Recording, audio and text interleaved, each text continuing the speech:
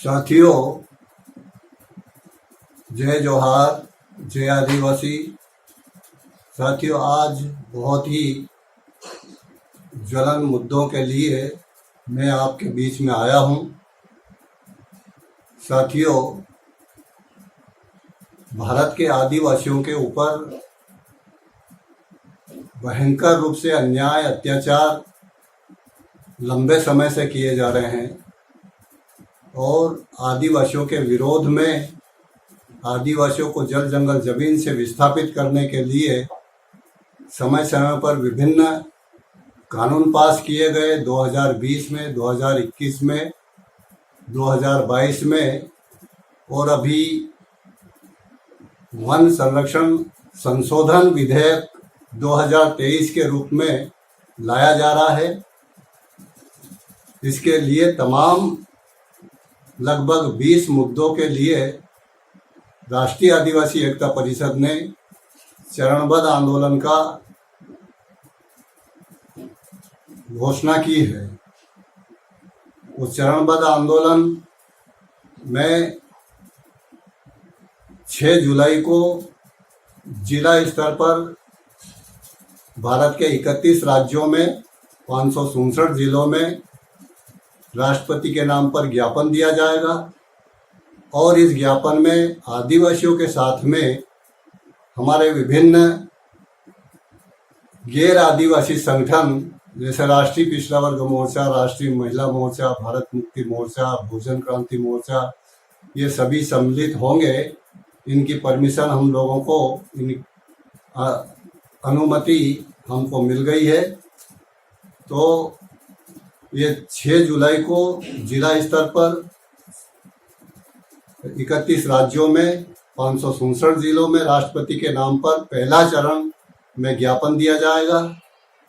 इसका दूसरा चरण 18 जुलाई को तहसील स्तर पर लगभग 4,500 तहसीलों में लगभग 3 से 4 घंटे का धरना प्रदर्शन किया जाएगा और फिर शाम को राष्ट्रपति के नाम पर सभी एसडीएम को ज्ञापन दिया जाएगा।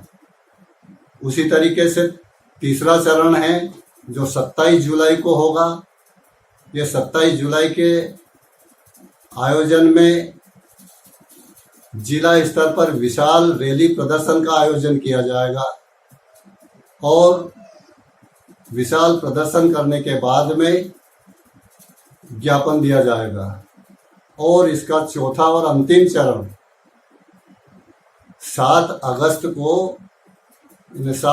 2023 को भारत बंद किया जाएगा।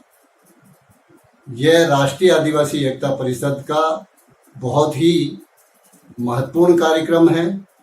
इसमें पूरे देश के आदिवासी और गैर आदिवासी जो मूल निवासी लोग हैं, एससी, एसटी, ओबीसी के लोग, वो भी अपने झंडे झंडे और बैनर के साथ में सम्मिलित होंगे। साथियों, इस चरणबद्ध आंदोलन के जो मुख्य मुद्दे हैं उसमें नंबर 1 का मुद्दा है कॉमन सिविल कोड का मुद्दा, यानी समान नागरिक संहिता अभी भारत सरकार लागू करने के लिए पिछले 2016 से प्रयास कर रही है। इसके विरोध में हम सुप्रीम कोर्ट में भी राष्ट्रीय आदिवासी एकता परिषद ने 2016-17 में अपना पक्ष रखा था कि आदिवासी की जन्म से लगा करके मृत्यु तक होने वाले तमाम संस्कार हिंदुओं से अलग है। हमारी मूल पहचान अलग है, हमारा कल्चर अलग है, हमारे पूजा पद्धतियां अलग है, मान्यताएं अलग है। इसीलिए हमको संविधान ने अलग से अनुसूचित जनजाति के रूप में पहचान दी है, रिकॉग्नाइज किया गया है हमको। इसलिए अगर कॉमन सिविल कोड लागू होता है तो आदिवासियों की कस्टमरी लॉ खत्म होगा। आदिवासियों की जो भी परंपराएं, प्रथाएं हैं, उनका सबका ब्राह्मणीकरण कर दिया जाएगा, यानी ब्राह्मण अपने अनुसार डिसाइड करेंगे उनका जन्म संस्कार, उनके मृत्यु संस्कार, उनके विवाह संस्कार, जबकि ये तमाम संस्कार आदिवासियों के अलग होते हैं। इस कॉमन सिविल कोड से सिर्फ आदिवासियों को ही नुकसान होने वाला नहीं है, ये तमाम प्रकार के जो अलग पहचान रखते हैं, जैसे सिख है, ईसाई है, बुद्धिस्ट है, मुस्लिम है, लिंगायत है, जैन है, इन लोगों के भी अपने धर्म अलग है, तो धर्मशास्त्र अलग है, इनके देवी देवता अलग है, इनके पर्सनल लॉ है, इनके कस्टमरी लॉ है। तो ये सब इनकी जो अलग पहचान है वो खत्म हो जाएगी। तो ये कॉमन सिविल कोड का मामला सबकी जो अपनी मूल पहचान है वो मूल पहचान खत्म करके ये कहीं ना कहीं सभी लोगों को हिंदू बनाने का एक एजेंडा है, जो ये बहुत बड़ा षड्यंत्र है और इसके पीछे आरएसएस के थिंक टैंक का दिमाग काम कर रहा है। तो साथियों, ये हमारा मेन मुद्दा है जिसके विरोध में हम भारत बंद कर रहे हैं, वो चरणबद्ध आंदोलन कर रहे हैं। दूसरा मुद्दा है डीलिस्टिंग के नाम पर प्रोपोगंडा किया जा रहा है कि जिन जनजातियों ने धर्म परिवर्तन कर लिया है, यानी जो ईसाई बन गए, ज़्यादा वो ईसाई को टारगेट कर रहे हैं। तो साथियों, ये धर्म का मामला संविधान के आर्टिकल 25 ने उनको स्वतंत्रता दे रखी है, उनका मौलिक अधिकार में है यह आर्टिकल 25 कि वो कोई भी धर्म पालन कर सकता है। और विभिन्न सुप्रीम कोर्ट के निर्णय है कि आदिवासी की परंपराएं, प्रथाएं, मान्यताएं, कल्चर सलामत रहना चाहिए, धर्म से कोई मतलब नहीं है, उसके अनुसूचित जनजाति होने पर कोई फर्क नहीं पड़ेगा। उसके बाद भी ये प्रोपेगेंडा किया जा रहा है कि जिन आदिवासियों ने धर्म परिवर्तन कर लिया उनको अनुसूचित जनजाति की सूची से बाहर किया जाए। अगर ये कानून बन जाता है डीलिस्टिंग का, तो साथियों आदिवासियों का तो नुकसान होना ही है।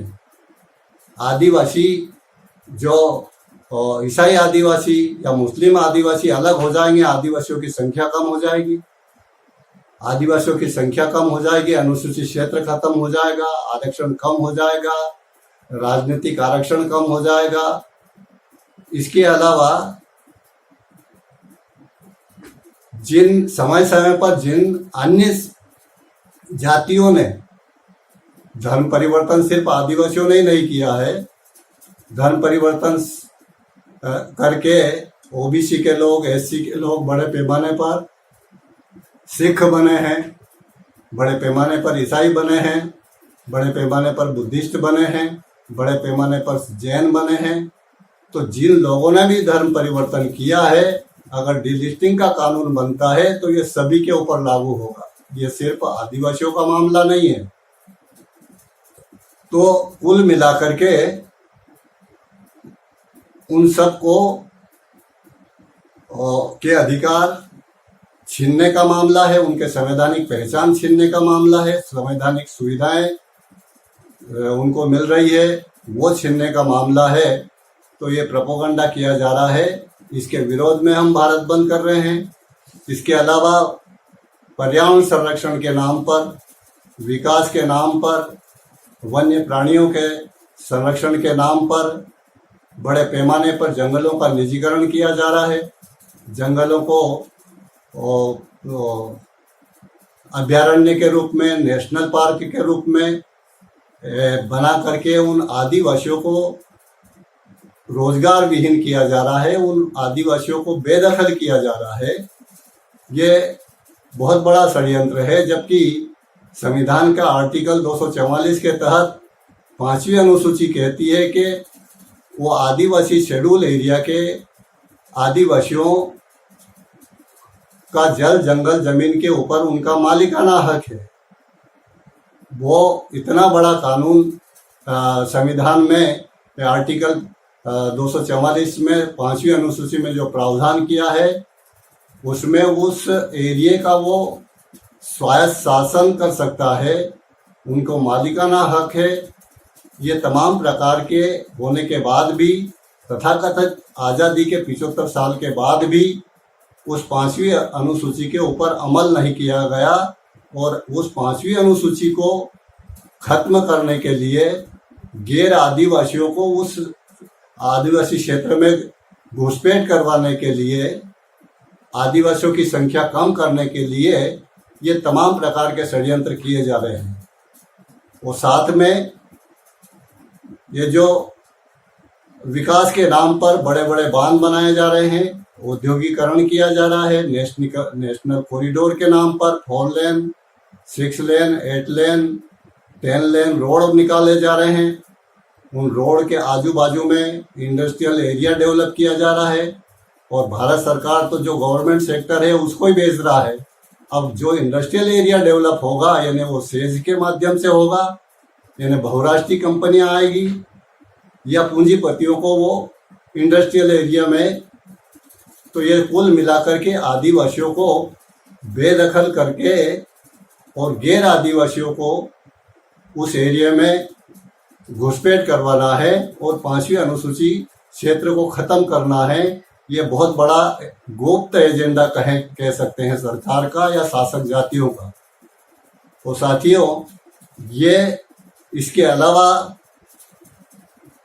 मणिपुर में आदिवासियों के ऊपर इतने जुल्म ढाए हैं, उनकी बस्तियों में आग लगाए जा रहे हैं, उनके घरों में आग लगाई जा रही है।